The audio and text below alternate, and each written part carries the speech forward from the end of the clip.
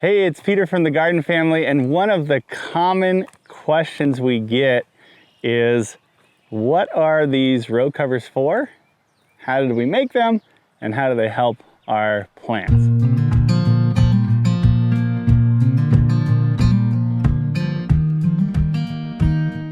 So let's talk about this one first.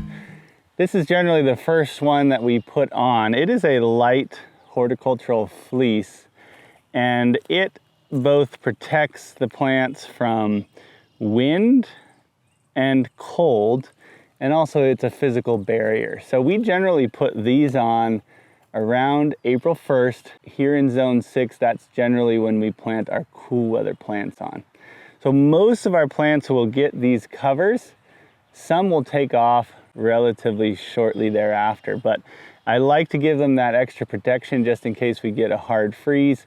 And also it protects them from scavenging little animals such as chipmunks and robins, who are prone to taking up your seedlings and killing them. So this one is generally we put on April 1st. We have it on today significantly later than that, partly because I succession planted bush beans here and some robins were coming in trying to eat them afterwards. So I'm gonna put this on, and then I'm actually gonna additionally put a shade cloth so it doesn't get too hot in there. Speaking of shade cloth, that's the next one. So over here, this is a 50% shade cloth, and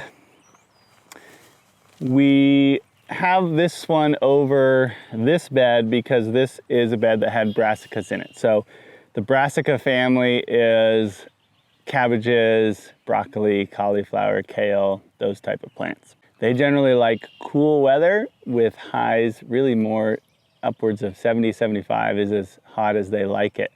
So this helps keep things cool under here. It actually physically feels cooler as soon as you put your hand underneath it, and also helps keep the soil cool, which is actually probably more so than the outside temperature what causes the plants to bolt prematurely.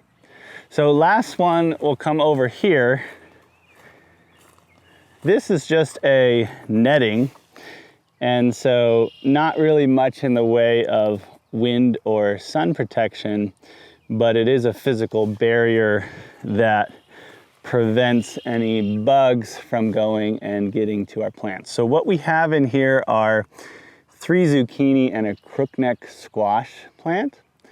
And the reason they're under netting is here in the eastern United States, we get squash vine borer that comes around usually right around this time.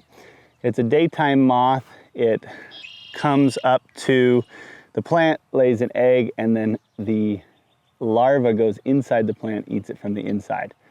I have a video about identifying and preventing that. I'll put a link somewhere up here for you guys. And what we do with these squash is we keep this cover on probably another couple weeks until the squash plant is large and healthy, and also is producing both male and female flowers. They do require pollination, so at that point we remove the cover. That makes it susceptible to the squash vine borer, but it also allows bees to come in and pollinate. When this comes off, we generally will plant another grouping of squash, direct sow them, and put them under cover. That way, if these die from the squash vine borer, we'll have another set to start harvesting from shortly thereafter. These covers are placed over these 1/2-inch EMT conduit. And if you have questions about how we made that, I'll also put a link somewhere because I have a different video for that. And then we use these little clips. I got them on Amazon. I'm not sponsored or anything, but I'll try to find the link and put it in the description.